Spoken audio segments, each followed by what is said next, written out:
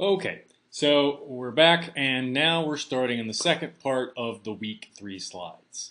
So we just finished talking about an argument in favor of radical skepticism, which said, hey, we don't know anything, we can never have justified beliefs, and that argument had an ancient pedigree going back in the particular tradition we were looking at to the ancient Greeks. Now we're going to look at an anti-skeptical argument. That is an argument which says, no, it's fine, we know stuff, don't worry about it. And so this is of a much more recent vintage. I don't know why I said vintage, but you know what I mean. It's much more recent. It doesn't come from ancient Greece. It comes from the early middle 20th century from a guy, G.E. Moore.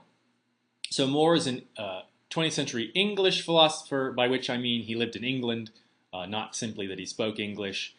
And he is very well known, especially in ethics, but also in epistemology, particularly for this one argument that we're going to look at. And in all of his works, ethical or epistemological or whatever, he saw himself as defending kind of common sense notions or common sense answers to philosophical questions. The early 20th century, especially in England, saw a lot of focus on common sense notions, or what they thought was common sense, or common language, ordinary language arguments. This was a big school of thought in the early 20th century in England, and it said, well, look, a lot of the philosophical problems that we're having, these sort of seemingly unanswerable questions, it's not that they're really unanswerable, it's that the way we talk about them is wrong. We're getting too confused with technical issues and sort of getting lost in our own theories. We can clear that up by just sort of appealing to common sense, to ordinary ways of speaking. So let's see how well that works out. So this is a much shorter argument than the one before. It's still more than a page, but this is, well, it's actually two separate arguments, and each one is kind of short. But really, you should put them together. So here's the first one. Premise 1. The skeptics' assumptions imply that propositions such as, I know this is a pencil, are false. Premise 2. If a proposition A is more certain than a proposition B, B cannot falsify A. Premise 3. I know this is a pencil is more certain than any of the skeptics' assumptions. Conclusion. The skeptics' assumptions cannot falsify that, I know this is a pencil. So a quick note, when you see things enclosed in quotations there, you're supposed to imagine someone actually saying this, or you're imagining the proposition, I know this is a pencil. So that's why it's quoted like that. And so what we're doing when you see something like that in quotes is you're talking about the statement itself. You're talking about someone uttering that belief, basically. Okay, here's the second argument, and this one is very short. Here is a hand. Here is another. If hands exist, then external objects exist. Therefore, external objects exist, right? So you can see what I mean when I say this is supposed to appeal to common sense. If someone said to you, hey, guess what, there's no external world, you might just sort of pick up a cup and look at them like they're stupid, right? And you'd sit there and you'd manipulate these objects and go, what are you talking about? Of course there's an external world. You might punch them, something like that, right? And so this kind of very, very British way of refuting arguments shows up more than once in history. So famously, there's Bishop Berkeley, who argues that there is no such thing as a material object. Everything is just mental objects. Bishop Berkeley is this Irish philosopher of the 18th century, and there's this perhaps not true story about Samuel Beckett, who is a famous dictionary maker. Upon hearing that this was Berkeley's argument, and he says, I refute it thusly, and kicks a rock, right? He's saying, if there's not material objects, how can I go around kicking stuff? So that's the sort of common sense idea here. Now, these are very, perhaps, appealing in terms of common sense, but philosophically, as arguments go, G.E. Moore, his exact arguments, the way he puts them, are not seen to work very well. Now, people inspired by this general type of strategy have tried to improve upon his arguments, but Morean arguments in general are seen to not work. So, and when I say not work, as I say in this first line here, people just say these arguments are obviously no good. They may appeal to common sense, but in terms of being an actual successful logical argument, they are kind of miserable. So, why are they miserable? Well, it looks like that Moore isn't actually proving that skepticism is wrong or proving that we have knowledge. He's just asserting that we have it. He's ignoring the skeptic rather than arguing with them. So take this one here. You go the premise one. Here's a hand. Here's another hand. If hands exist, then external objects exist. External objects exist. So waving your hands in the air and saying here are hands is supposed to get you the first part of premise 2 here, right? So this is again a modus ponens.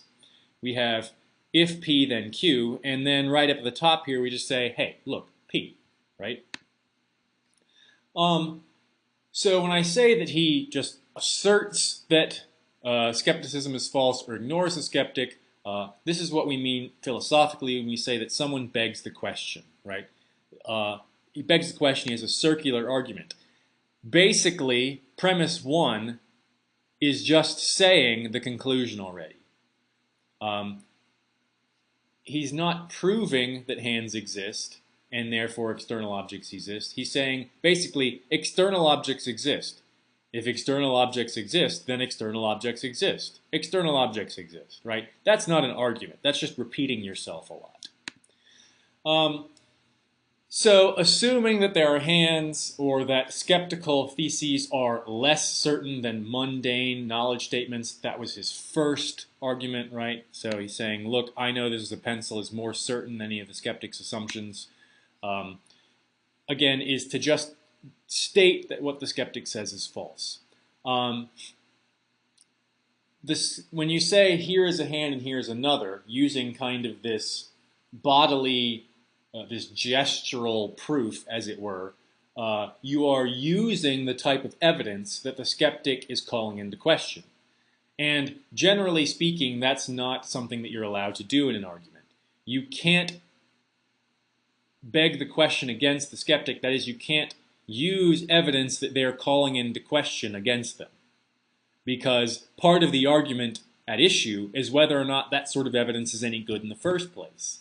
So if it's an open question as to whether that that evidence is any good in the first place, you can't use that very type of evidence to prove that that very type of evidence is good.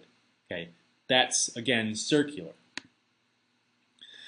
So this is a much shorter segment of the lecture here. We're pretty much done with it. We could talk a whole lot more about why these arguments don't work, but in essence, it's just because they're circular.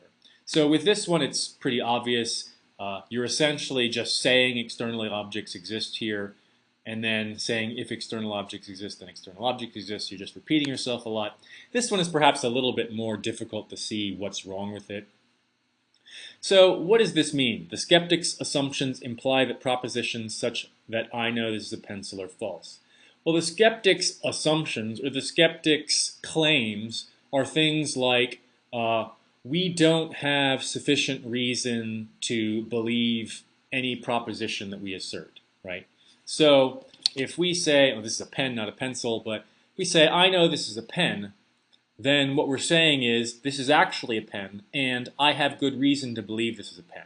What kind of good reason? Well, I can see it, I'm touching it, I know what pens are, I'm properly identifying this as an object which is in the category of pen. Well, but remember, how do you know this is a pen, you might ask? Well, because I can see it. How do you know that what you see is accurately corresponding to reality? You might say something like, you might give this long explanation about the visual system and how it works and light refraction and visual processing centers. You could talk all about that. For each of those claims, someone might say, well, how do you know that the way that you got that is correct And you could just keep going, right? Infinite chain of reasoning. How do you know that this is a pen? Well, because I can see it's a pen. Why can you see that it's a pen? Well, because it's a pen. Then you go back to, well, how do you know that it's a pen? Because I can see it. Circular. How do you know that this is a pen? I can see it. How do you know that what you see is any good? I don't know, man. I just do. Right? That's ending in an unjustified chain of reasons. So, to say that I know this is a pencil is more certain is to assume that one of those three types of reasoning works. But of course, that's just what's at question here. You can't just assume that. So this is why Moore's anti-skeptical arguments are taken to not work. So we've gone through the two arguments in the slides for this week. The third argument that we're going through, well, that you're going through for this week, I mean, I'll obviously talk about it later on when I give you feedback about discussion posts and whatnot, is Descartes' dream argument for external world skepticism. So as I've already indicated, this is kind of this idea, well, what if we're constantly dreaming and what we're experiencing right now isn't the real world? This kind of inception matrix idea. And that's what you're going to be looking at this week. So note, this is specifically external world skepticism. Sometimes it's used, it's leveraged into radical skepticism. But for the most part, we're just trying to figure out here external world skepticism. So you'll remember I said whatever you see before the word skepticism is what we're doubting we have knowledge about. We're doubting in this instance that we have knowledge of the external world. We might have some kind of knowledge, maybe mathematical knowledge, logical knowledge, but we don't have knowledge about the existence of external objects. That's what's at question here. So as usual, this will be the basis for your active reading assignment, your group discussion, and your individual summary. A few people in the first set of individual summaries tried to summarize either all three of the arguments for week one or just the ones from the lecture slides. Make sure that for all the reading sequence assignments, you're focusing just on the one that we didn't cover in the lecture, right?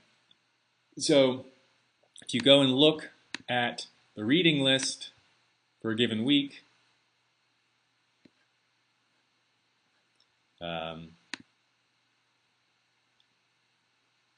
so covered in lecture for the reading sequence assignments. It's clearly marked in the reading list. So this one, the one that says for the reading sequence assignments, that's the one that you do the individual summary on, that you do your group discussion on, and that you do your active reading assignment for.